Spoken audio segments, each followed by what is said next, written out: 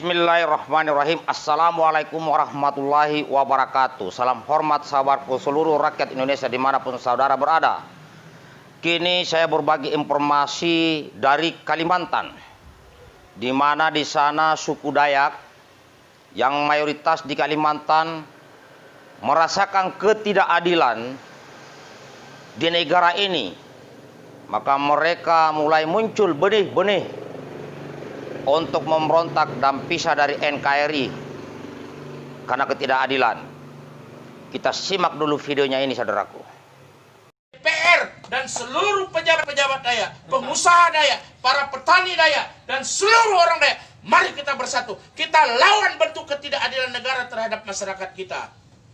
Ingat, Dayak tidak pernah namanya peladang itu memberontak kepada negara. Peladang itu tidak pernah berpikir rasis. Peladang tidak pernah radikal dalam kehidupannya. Peladang itu dia bekerja, tidak mengganggu orang, tidak mengganggu pemerintah, tidak merugikan pemerintah. Tidak ada peladang merugikan pemerintah. Malah pejabat-pejabat banyak yang korupsi, banyak yang koruptor yang menyengsarakan rakyat. Banyak orang-orang yang datang di sini mencari kekayaan, kepentingan pribadi, kepentingan keluarga. Omong kosong kalau dia berpikir untuk bangsa dan negara. Omong kosong. Artinya saya mau katakan, kalau dia sampai memenjarakan peladang, berarti dia manusia yang tidak memahami kehidupan masyarakat kita. Dan kalau dia menganggap kita bersalah, berarti Dayak dianggap bukan bagian dari negara ini, bukan bagian dari bangsa ini. Kita bukan warga negara Indonesia. Kalau dianggap peladang itu bersalah, berarti kita lari dari negara ini. Karena itu pada sidang berikutnya putusan, saya minta kepada seluruh Dayak hadir kita di sini, di Sintang kita bela, kita kepung pengadilan negeri. Bila perlu penuntut umum pada saat setelah sidang kita jemput, kita minta pertanggungjawabannya. Pengadilan negeri kita minta, hakim kita minta. Kalau sampai peladang dituntut bersalah, karena kita tidak mau hidup dalam sebuah kesalahan. Dan ini presiden buruk bagi peladang berikutnya. Berarti semua orang yang akan berladang nanti dianggap penjahat dan bisa di penjara. Daripada kita di penjara, hidup dalam kesusahan, hidup dalam kegelisahan, dan kita menjadi orang dianggap bersalah, lebih baik kita memberontak terhadap kegiatan negara. Siap? Kita satu komando. Siap. Semua siap? Jangan takut membela kebenaran dan keadilan. Karena kita mempertaruhkan harkat martabat kita. Kalau sampai ini terjadi dan kita tidak berbuat apapun, ingat tokoh-tokoh Dayak ya. Kalian yang anggota DPR RI, DPD RI, anggota DPR provinsi, kabupaten, kota, dan kalian tokoh-tokoh Dayak yang hidup dari masyarakat Dayak, didukung oleh Dayak, kalian tidak membela ini, maka cucu kita ke depan akan menjadi catatan sejarah. Berarti kalian orang pengkhianat-pengkhianat yang tidak peduli terhadap orang Dayak. Terima kasih. Adil Kak Talino Bacu Ramin Kak Saruga Basengat Kejubata.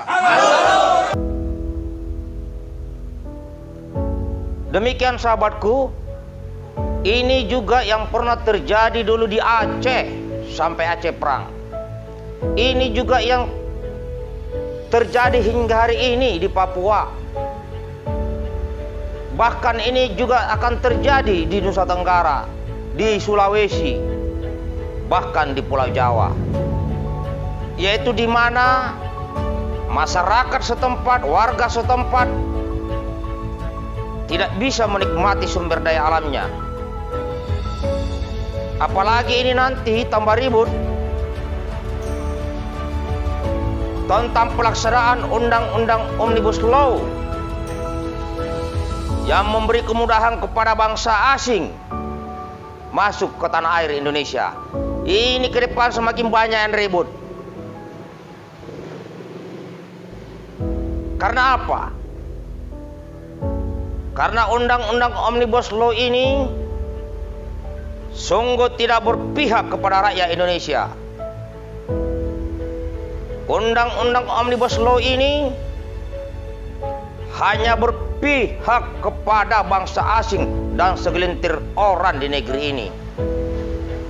Ini saya ingatkan dari sekarang, saudara-saudaraku. Dari sinilah Tentara Nasional Indonesia harus jeli melihat ini. Melalui Undang-Undang Omnibus Law, negara ini telah membuka pintu mengundang penjajah ekonomi ke negeri ini. Saya memberitahu dari sekarang, mengantisipasi TNI dibenturkan dengan rakyatnya hanya karena melindungi kepentingan asing kapitalis di negeri ini. Ini betul-betul harus dicermati sama-sama, dan tidak menutup kemungkinan dari Sabang sampai Merauke bangsa asing ini akan menanamkan investasinya, dan yakin, sangat yakin, banyak rakyat yang akan kehilangan tanah, banyak rakyat yang akan tergusur di atas tanahnya dengan alasan kepentingan investasi. Jika ini terjadi, saudaraku, maka ini bisa lebih parah daripada VOC. Dan VOC masa itu dia mengendalikan aparat bersenjata, akhirnya melawan dengan rakyat, bangkit dari setiap daerah perlawanan. Ini harus bisa segera kita cermati bersama-sama, saudara-saudaraku semuanya. Kita sudah lihat tadi videonya Kalimantan. Sekarang Papua terus memanas. Sana ada kekacauan. Bagi saya, kekacauan itu adalah sangat wajar karena Papua memiliki kandungan emas terbesar kedua dunia. Namun, warganya sebagian besar tidak menikmati sumber daya alam itu. Di manakah Pancasila itu?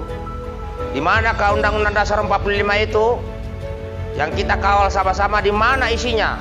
Ataukah hanya kita tahu judulnya saja? Wahai pemerintahku yang sekarang sedang menjabat, apakah sudah hilang hati nurani? Ini rakyatmu bertanya. Ini rakyatmu bertanya.